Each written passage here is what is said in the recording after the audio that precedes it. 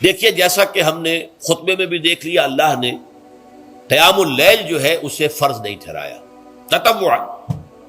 قرآن مجید میں بھی اس کا کوئی ذکر نہیں، احادیث میں اس کی تشویق و ترغیب پوری موجود ہے۔ ایک اور حدیث بھی ہم بعد میں پڑھیں گے اس پر۔ اس کا پس منظر کیا تھا کہ اس کو چھوڑ دیا گیا۔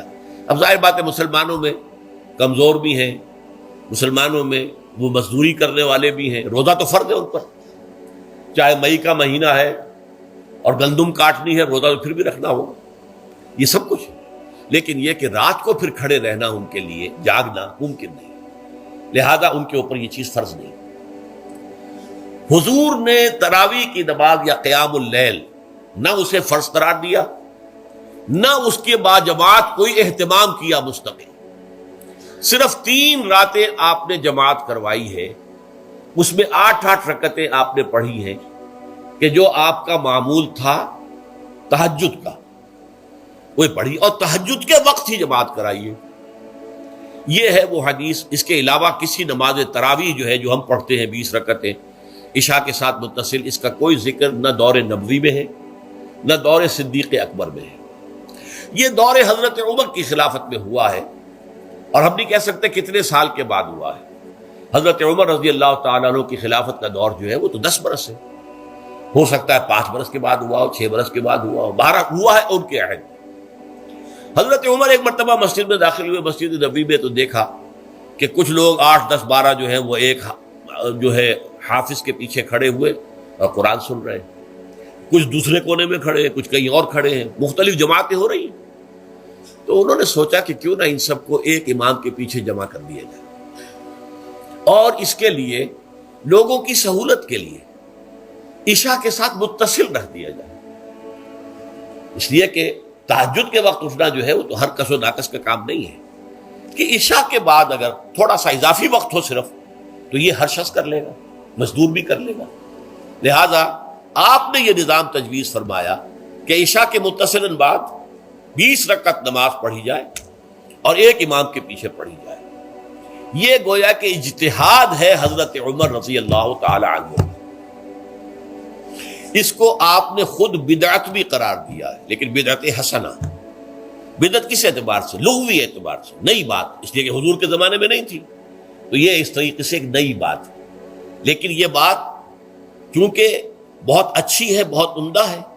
آپ جب یہ نظام چل پڑا تو ایک دن مسجد میں آئے، دیکھا کہ بڑی بھری مسجد ہے، صحابہ کھڑے ہیں اور ایک امام کے پیچھے قرآن سن رہے ہیں۔ آپ نے فرمایا نعم البدعۃ ھذہ، یہ جو ہم نے نئی بات شروع کی ہے یہ بہت اچھی ہے، بہت عمدہ ہے۔ اب یہاں سے فرق واقع ہو گیا ہے۔ ایک تو اہل تشیع جو ہے وہ تو ویسے ہی حضرت عمر سے بہت دشمنی رکھتے ہیں، عناد رکھتے ہیں، تو حضرت عمر کے اجتہادات سے انہیں نفرت ہے، انہیں دوری ہے، چاہے وہ کوئی سا بھی حضرت عمر کا اجتہاد ہے۔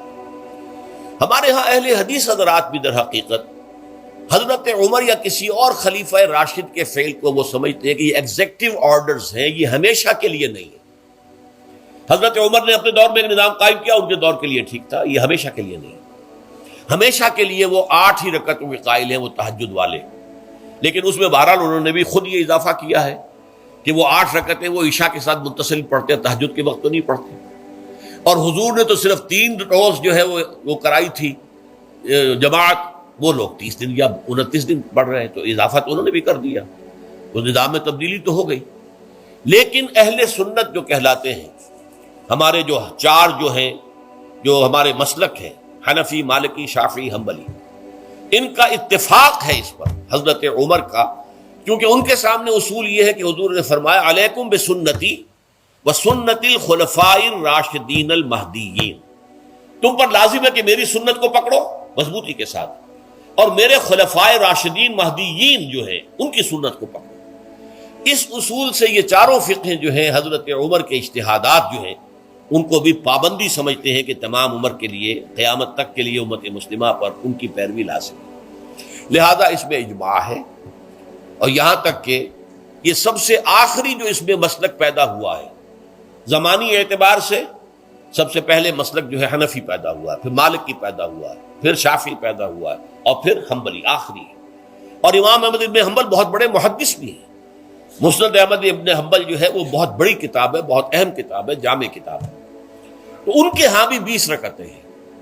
چنانچہ حرمین شریفین میں، سعودی عرب میں، مکے اور مدینہ منورہ میں جو نماز تراویح ہوتی ہے اس کی 20 رکعتیں ہیں.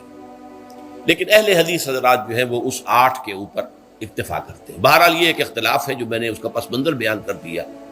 لیکن اس 20 رکعت نماز سے ادا کرنے سے، جو کہ زیادہ سے زیادہ 50 منٹ یا 1 گھنٹہ لگتا ہے، اس سے وہ قیام اللیل کا حق ادا نہیں ہوتا. قیام اللیل کا تو کچھ اور ہی تقاضا ہے. قیام کسے کہتے ہیں؟ یہ سورہ مزمل سے واضح ہوتا ہے.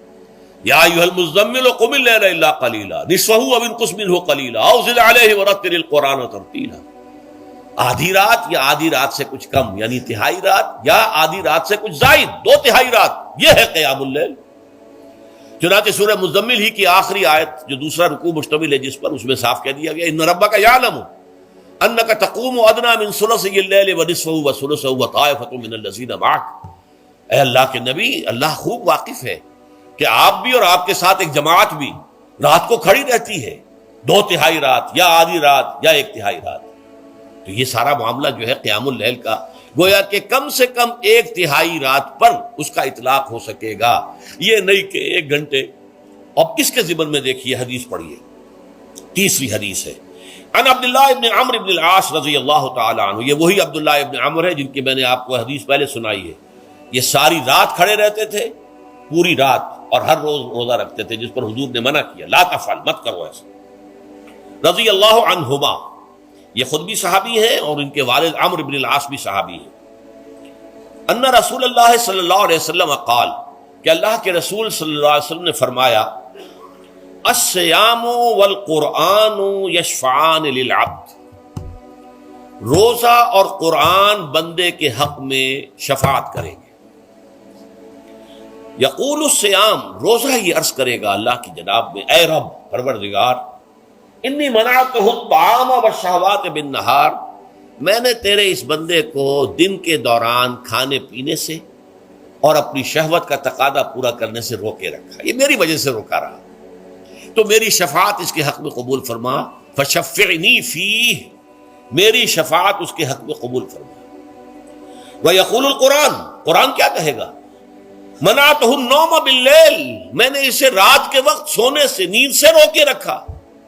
فشفعنی فیہ، تو اس کے حق میں میری شفاعت قبول فرما. حضور فرماتے ہیں فیشفعان، ان دونوں کی شفاعت قبول کی جائے گی. یہ ہے قیام اللیل.